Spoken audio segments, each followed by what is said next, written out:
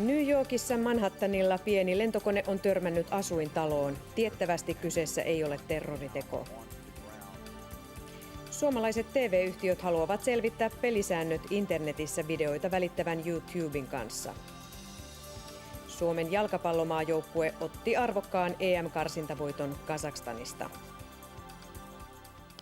Uutisista vielä hyvää iltaa. New Yorkissa Manhattanilla helikopteri tai pieni lentokone on törmännyt pilvenpiirtäjään. Noin tunti sitten tapahtunut törmäys on aiheuttanut kaupungissa evakuointeja. Viime tietojen mukaan ainakin 2 ihmistä on kuollut. I was actually coming back from lunch back this way and I heard a big explosion. So I looked around and I saw the building. I saw an aircraft and it was sliding down towards the building and hit the floor. So when I looked, there was a whole bunch of smoke, everybody running over here, and there was smoke everywhere from the building and from the floor. And from that point, you can't even really see what was going on in the street. When you say everybody running. Yhdysvaltain kirjeenvaihtajamme Mika Mäkeläinen, tämänhetkiset tiedot viittaavat siis siihen, että tässä ei ole ollut kyseessä terroriteko. Tiedetäänkö jo varmasti, että kyseessä oli onnettomuus? No varmasti sitä ei tietysti voi vielä tässä vaiheessa tietää. Liittovaltion poliisin, FBI:n ja muiden viranomaisten mukaan mikään ei tosiaan tällä hetkellä kuitenkaan viittaa siihen, että kyse olisi ollut terroriteosta.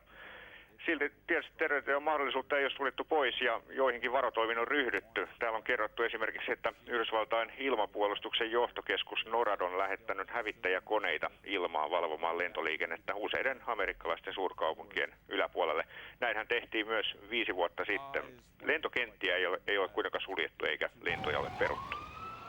Onko sinulla uhrien määrästä tarkempaa tietoa? Näistä tiedot ovat hyvin alustavia. Fox-uutiskanavan mukaan 2 ihmistä olisi kuollut, mutta rakennuksesta esimerkiksi rakennuksen sisällä olleista ihmisistä niin ei tässä vaiheessa vielä tiedetä. Talo, johon tuo kone törmäsi, oli kai ilmeisesti asuinrakennus? Se oli asuinrakennus ja iso sellainen, 50-kerroksinen talo ja huoneistoja siellä oli 200. Talo on tosiaan niin iso, että ainakin vielä hetki sitten evakuoinnin kerrottiin olevan käynnissä. Tämä talo sijaitsee Manhattanin itälaidalla 2 kilometriä YK:n päämajasta pohjoiseen. Miten viranomaiset ovat reagoineet?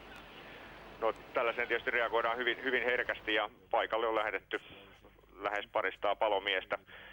New Yorkissa ei tietysti tällaiseen hyvin mitenkään kevyesti voi suhtautua.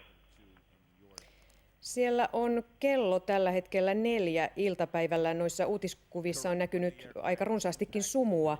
Lentosää on ollut ilmeisesti melko huono. No lentosää ei varmasti paras mahdollinen ole ollut. Sumusta ja pilvistä on New Yorkissa ollut tänään iltapäivällä, mutta niin mitään arveluta siitä, että olisiko tämä sitten ollut mahdollisesti vaikuttamassa onnettomuuteen, niin ei ole kukaan vielä rohjennut esittää. Kiitos Mika tässä vaiheessa tiedoista.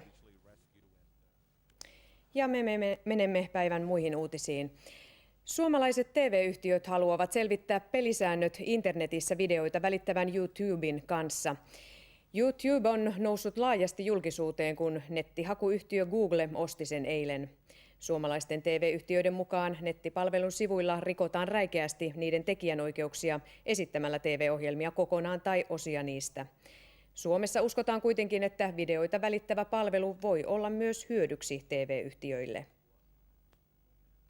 Nettihän on demokraattinen ja maailmanlaajuinen väline, niin siellä leviää nopeasti hyvät asiat ja vähän huonommatkin asiat. Siinä mielessä pitää olla vain oikeuksien haltijoiden tarkkana asiassa. Se muuttaa koko liiketoimintaympäristöä siinä, niin että enää ei voida olettaa, että ihmiset katsoo televisiota silloin, kun televisiopomot on sen sinne ohjelmakarttaan määrännyt. Työttömyyskorvauksen keskeytykset ovat lisääntyneet. Tänä vuonna työttömyyskorvauksen maksu on työstä kieltäytymisen takia keskeytetty tai lopetettu noin 14 000 työttömältä. Työministeriö on tiukentanut suhtautumista työpaikasta kieltäytyviin työttömiin. Tarkennettuja ohjeita on annettu työvoimaviranomaisille. Hallituspuolueet ovat riitautuneet yhteistoimintalain uudistuksesta. Keskusta ei hyväksy pienten yritysten asemaan kaavailtuja muutoksia, eikä esitys todennäköisesti etene hallituksen huomisessa kokouksessa. Myös RKP suhtautuu penseästi YT-lain ulottamiseen nykyistä pienempiin yrityksiin.